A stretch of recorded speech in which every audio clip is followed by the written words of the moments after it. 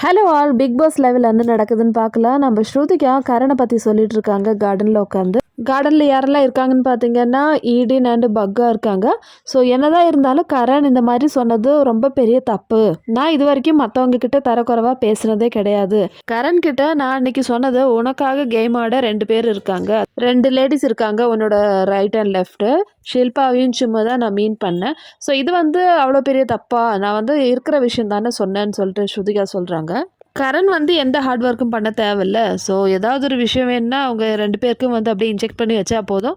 இவங்க 2 பேரும் அதுக்கேற்ற மாதிரி வந்து நடந்துப்பாங்க. ஸோ அதுதான் நடக்குது.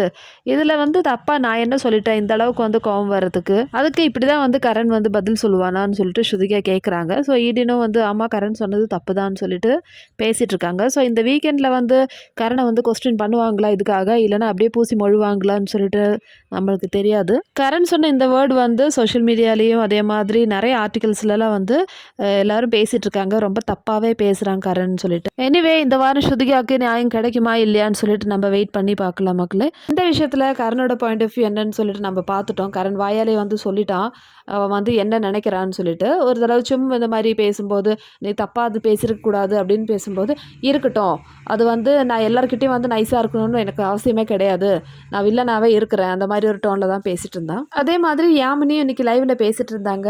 நீ நல்லவன் தான், ஆனால் ஏன் இந்த மாதிரி வார்த்தையெல்லாம் விடுறேன்னு சொல்லிட்டு யாமினி கேட்கும்போது, நான் அப்படி தான், எனக்கு யார்கிட்டையும் வந்து சர்டிஃபிகேட் தேவையில்லை அப்படின்னு சொல்லிட்டு சொல்கிறான். ஸோ கொஞ்சம் கூட கில்ட்டே இல்லாமல் தான் வந்து இந்த கரண் சுற்றிட்டு இருக்கான். கரண் கோவத்தில் இந்த மாதிரி வேர்ட்ஸ் விட்டுருந்தா கூட டாஸ்க் முடிஞ்சிட்டு கொஞ்சம் தெளிவாக யோசிச்சு எல்லாரும் வந்து சொல்கிறாங்க இல்லையா, ஸோ நம்ம மேலே ஏதோ தப்பு இருக்குது அட்லீஸ்ட் அந்த மாதிரி உணர்ந்தாவது கரண் போய் ஸ்ருதிகா கிட்ட சாரி கேட்கலாம், பகு கிட்ட சாரி கேட்கலாம். இது எதையும் பண்ணாமல் 2 நாளாக வந்து கரண் இல்லை நான் இப்படி தான் சொல்லுவேன்னு சொல்லிட்டு சுற்றிட்டு இருக்கு. இதில் கூட 2 பேர், அதாவது ஸ்ருதிகா சொன்ன மாதிரி ரைட் அண்ட் லெஃப்ட் 2 இருக்கும் இல்லையா, அதுங்க வந்து ரொம்ப ஹாப்பியாக வந்து பேசிகிட்டு இருக்காங்க. ஸ்ருதிகா கிட்ட சண்டை போட்டிலேருந்து சும்மா வந்து ஒஃபிஷியலாக வந்து கரணோட லவர் மாதிரி தான் வந்து அங்கே நடந்துட்டு இருக்கான். இதுங்க 3 எப்போ பார்த்தாலும் ஒரே இடத்துல தான் உட்காருவாங்களாம், ஒன்றா தான் பேசுவாங்களாம். அந்த வீட்டில் மற்ற ஹவுஸ்மேட்ஸ்லாம் கிடையவே கிடையாதா. ஸோ அந்த மாதிரி தான் வந்து பிஹேவ் பண்ணுறாங்க. நான் மார்னிங் ஆல்ரெடி வீடியோவில் போட்ட மாதிரி இது வரைக்கும் நம்ம பார்த்த ஒரு சும் இருக்கு இல்லையா, அந்த ஃபேஸ் கிடையாது.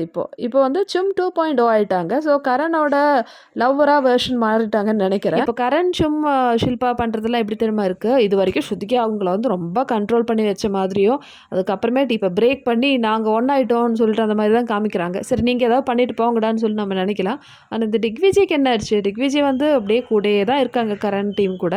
டிக்விஜய் இவங்க கூடயே உட்காடுறாங்க. ஸோ இப்போ 3+1 4 ஆகிடுச்சு. இந்த 4 பேரும் வந்து ஃபன் பண்ணுறாங்க, என்ஜாய் பண்ணுறாங்க பிக் பாஸ் வீட்டில். பார்க்கலாம் இவங்களோட ஃப்ரெண்ட்ஷிப் எவ்வளோ நாளைக்கு போகுதுன்னு சொல்லிட்டு. எப்படியா இருந்தாலும் ஏதாவது ஒரு மிஸ் அண்டர்ஸ்டாண்டிங் வரும், சண்டை வராதா என்ன பார்க்கலாமே.